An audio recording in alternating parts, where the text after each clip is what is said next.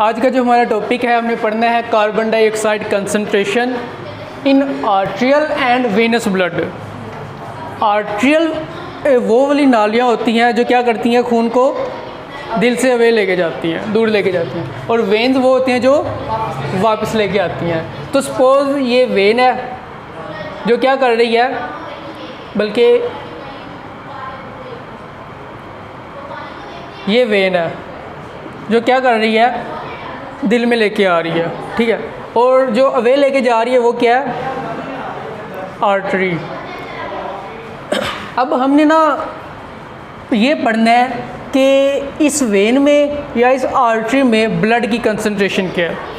ये तो pulmonary artery और पल्मोनरी वेन है, यानी कि ऐसी आर्टरी जो कि लंग्स के साथ अटैच हो उसे हम कहते हैं पल्मोनरी आर्टरी, और ऐसी वेन जो कि लंग्स और दिल के दरमियान हो उसे हम क्या कहते हैं, पल्मोनरी वेन। इसके अलावा जो हमारी बॉडी में जा रही होती हैं या हमारी बॉडी से वापस आ रही होती हैं उनको हम कहते हैं सिंपल आर्टरीज और सिंपल वेन्स। तो सपोज इसे हमने वेन कह दिया और इसे आर्टरी कह दिया। तो आर्टरी ने क्या करना है, ब्लड को बॉडी के अंदर लेके जाना है, ठीक है, और वेन ने क्या करना है, बॉडी से वापस लेके आना है, कहाँ पे, दिल के अंदर। इतना समझ आ गया, यानी पल्मोनरी आर्टरी, पल्मोनरी वेन, और सिंपल आर्टरी और सिंपल वेन।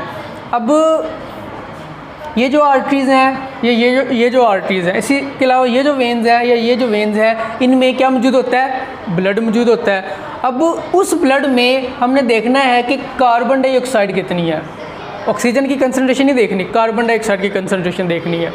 तो एक आर्टरी में, चाहे वो कोई भी आर्टरी हो, उसमें जो ब्लड होता है, सपोज वो ब्लड अगर 100 ml है, 100 ml ब्लड है, तो उसमें कार्बन डाइऑक्साइड 50 ml होगी। 100 ml ब्लड में, 100 मिलीलीटर ब्लड में कार्बन डाइऑक्साइड की अमाउंट कितनी होगी, 50 ml। हर ब्लड में ऐसा ही होगा, ठीक है। ये बात हो रही है आर्टरी की। आर्टरी क्या कर रही है, बॉडी की तरफ लेके जा रही है ब्लड को, यानी कि नीचे हमारे पाँव में, हमारे बाजुओं में, हमारे डिफरेंट ऑर्गन्स में लेके जा रही है। इसके अलावा जो वेन्स होती हैं उसमें जो ब्लड कार्बन डाइऑक्साइड होती है वो 54 ml पर 100 ml, यानी कि अगर 100 ml ब्लड होगा तो उसमें 54 ml क्या होगी, कार्बन डाइऑक्साइड। वेन्स क्या कर रही हैं, वेन्स वापस लेके आ रही हैं ब्लड को। तो जाहिर सी बात है हमारी बॉडी में, पूरे की पूरी बॉडी में जो सेल्स हैं, हमारी लेग्स में, हमारे इसके अलावा आर्म्स में, तो वो जो सेल्स हैं वो क्या करते हैं, वो कार्बन डाइऑक्साइड बनाते हैं। तो कार्बन डाइऑक्साइड सेल से क्या होती है, रिलीज़ होती है। तो कार्बन डाइऑक्साइड कहाँ पे जाती है, कार्बन डाइऑक्साइड जाती है ब्लड वेसल्स के अंदर। तो यहाँ से कार्बन डाइऑक्साइड आएगी कहाँ पे, ब्लड वेसल के अंदर।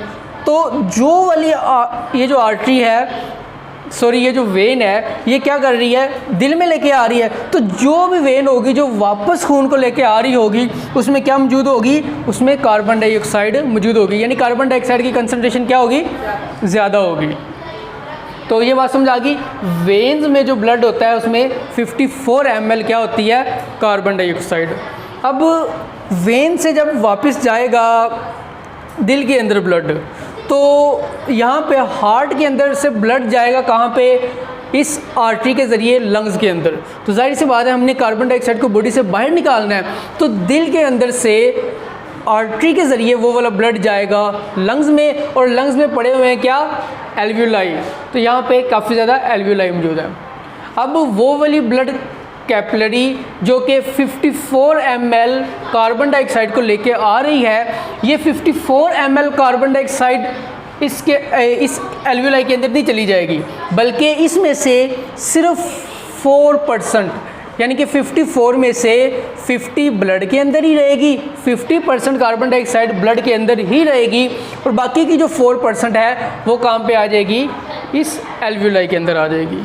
अब क्योंकि इसमें दोबारा से ये कार्बन डाइऑक्साइड कितनी है, 50%, तो ये 50% वाली कार्बन डाइऑक्साइड दोबारा आर्टरीज़ के ज़रिए चली जाएगी कहाँ पे, हमारे दिल में, और दिल से दोबारा कहाँ पे चली जाएगी, बॉडी में। तो हमारी बॉडी में जब भी ब्लड ट्रैवल कर रहा होता है, चाहे वो आर्टरी में हो चाहे वो वेन में हो, यानी कि बॉडी के किसी भी हिस्से में, किसी भी ऑर्गन में जो नॉर्मल ब्लड होता है उसमें 50% कार्बन डाइऑक्साइड हर वक्त मौजूद रहती है, यानी कि 50 ml कार्बन डाइऑक्साइड हर वक्त रहेगी। ये कार्बन डाइऑक्साइड रिलीज़ नहीं होगी, बल्कि जो ऊपर वाली 4% है या 4 ml है, ये क्या होगी, ये हमारे एल्वियोलाई के अंदर रिलीज़ हो जाएगी। तो इतना टॉपिक समझ आ गया, बस यही था आज का।